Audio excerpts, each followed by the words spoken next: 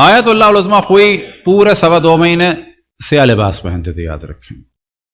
اور اس وقت ایک بہت بڑی تعداد قم میں بھی جس طرح ہم نے پہنا ہے، آپ یقین جانیں تقریباً جب ہماری نوجوانی تھی اس زمانے میں سیاہ لباس کا اتنا شاید رواج نہیں تھا. اگر آپ کو یاد ہو، مرد عام طور پہ سفید کرتا سفید پاجامہ پہنتے تھے، کچھ لوگ سیاہ کرتا پہنتے تھے. اگر آپ ماضی میں چلے جائیں، اللہ کا شکر ہے کہ یہ سیاہ لباس بڑا ہے، اور یاد رکھیں کہ یہ عزاداری ایسے ہی بڑھتی رہے گی. اتنا سیاہ لباس دنیا میں کبھی نہیں ہوتا تھا. تو مطمئن ہو جائیں کہ عزاداری آگے بڑھے گی. بالکل تصور نہ کریں، غم نہ کریں، فکر نہ کریں کہ عزاداری کم ہوگی. ہر ہماری نسل یہ سوچتی تھی کہ آئندہ کہیں عزاداری کم نہ ہو جائے. وہ سوچتے تھے، اس سوچنے کا ثواب ہے، لیکن تسلی یہ ہے کہ کوئی پرابلم نہیں ہوگا. تو آغا خوئی 2.25 مہینے اسی طرح سے پورا سیاہ لباس پہنتے تھے. ان کے ایک شاگرد فرماتے ہیں کہ میں نے سوال کیا کب کہ نجف میں بہت زیادہ گرمی تھی. نجف کی گرمی پرانی والی گرمی. کون سا پرانا والا؟ جب اتنی ٹھنڈک کی چیزیں نہیں تھی، اور وہ پورے سیاہ کپڑے پہنے ہوئے تھے. حتیٰ ان کے بقول کے موزے بھی سیاہ تھے.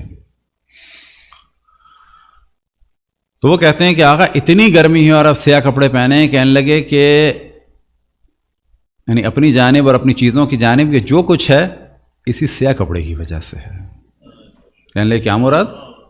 کہنے لگے مراد یہ ہے. اچھا اب آپ یہ کچھ سے مراد علم نہیں، یعنی تقریباً اشارہ ہے یہ جو ہے نا، یہ جو سامنے بیٹھا ہے یہ سیاہ کپڑے کی وجہ سے ہے.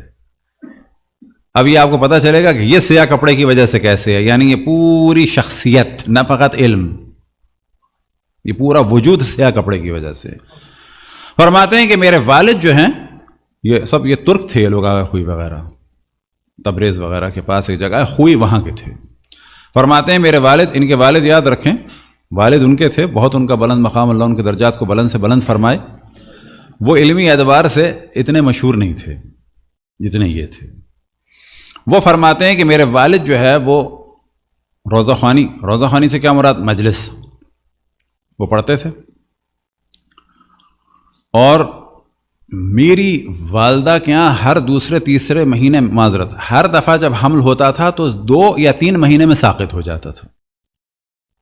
2 یا 3 مہینے بعد ساقط ہو جاتا تھا. لہذا میرے ماں باپ بے اولاد تھے.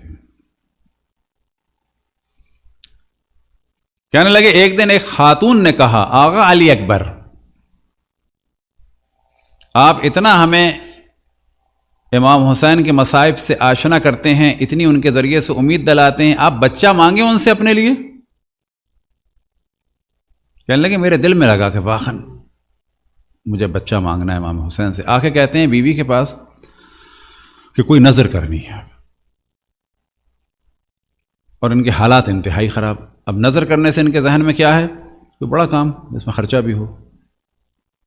تو فرماتے ہیں میری والدہ نے کہا کہ ضروری نہیں ہے کہ نظر آپ کریں کوئی بڑے خرچے والی، کیونکہ ایران میں عام طور پر کیا ہے، نظر سے مراد کہ جانور ذبح کیے جا رہے ہیں، کھانا پکایا جا رہا ہے، کھانا بانٹا جا رہا ہے، یعنی میں کچھ دوں. نظر بے معنی نذرانہ، یعنی امام حسین کی خدمت اقدس میں کوئی چیز پیش کروں. اس طرح سے سمجھیں، نظر اردو والی نہیں بات ہو رہی، یا فقی نظر کی نہیں، یعنی کچھ دوں. شہدائے کربلا کی راہ میں، امام حسین کی راہ میں، محرم میں خرچہ کروں. تو والدہ کہتی ہیں کہ نہیں وہ تو نہیں ہے، لیکن ایک نظر ہو سکتی ہے. کہ کیا؟ کہنے لگے نظر کریں کہ ہم لوگ پورے ان دنوں میں سیاہ لباس پہنیں گے، اصلاً بغیر سیاہ لباس سے کوئی لباس نہیں پہنیں گے. تو ان لوگوں نے یہ نظر کی، اور اب دوسرا مہینہ بھی گزر گیا خیریت سے، تیسرا بھی گزر گیا، اور 7واں مہینہ داخل ہو گیا. اب آپ سمجھیں ماضی میں چلے جائیں، تقریباً 120 سال پہلے ایک چھوٹے سے گاؤں میں خوئی میں، وہاں پر یہ عالم ہے. اور ایک دن ان کا ایک شاگرد آیا، اور آنے کے بعد کہتا ہے کہ مخصوصاً ملنے آیا کہ آغا مجھ سے آپ سے بات کرنی ہے. کس سے؟ آغا خوئی کے والد کے پاس.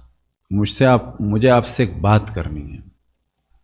کہنے لگے کیا؟ کہنے لگے الگ بات کرنی ہے. کیا؟ کہنے لگے یہ بتائیے آپ کی زوجہ حاملہ ہیں؟ شاگرد استاد سے پوچھ رہا ہے آپ کی زوجہ حاملہ ہیں؟ یا خوئی نے خود بیان کیا ہے. والد کہتے ہیں ہاں کیوں؟ تو رونے لگا، کہنے لگا کل رات کو میں نے رسول اللہ کو خواب میں دیکھا، مجھے سمجھ میں نہیں آ رہا تھا یہ کیا خواب ہے۔ وہ کہہ رہے تھے کہ اپنے استاد علی اکبر سے کہو، یہ جو میں آپ سے بتا رہا تھا نا، یہ چیزیں ہوتی ہیں ایمان کو مضبوط کرنے کے لیے، بعض دفعہ وہ ان کے پاس بھی آ سکتے تھے کہ مجھے خواب میں رسول اللہ صلی اللہ علیہ وآلہ وسلم آئے اور مجھ سے کہتے ہیں کہ جاؤ اپنے استاد سے کہو کہ تم نے جو میرے بیٹے کے لیے سیاہ لباس کی نظر کی ہے، تمہارے بچے کی حفاظت میں کروں گا اور اس کو طول عمر اور بہت بڑا فقیہ بناؤں گا۔ اب آپ تصور کریں کہ انہوں نے کوئی بہت بڑی مجلس کی یا کھانے کی، وہ ان کو نیگیٹو نہیں کر رہے مجلس یا کھانے کو، ان کے ذہن میں جو سمجھے ایک چیز آئی، جو الہام ہوا کہ میں سیاہ لباس پہنوں گا۔ یہی وجہ تھی کہ آخوئی ہمیشہ جو ہے وہ ایام ازاں میں سیاہ لباس پہنتے تھے، اور پھر انہوں نے کہا کہ یہ جو سب کچھ ہے، کون سا سب کچھ؟ یعنی یہ، اور جو اس کے پاس جو کچھ ہے وہ اس سیاہ لباس کی وجہ سے۔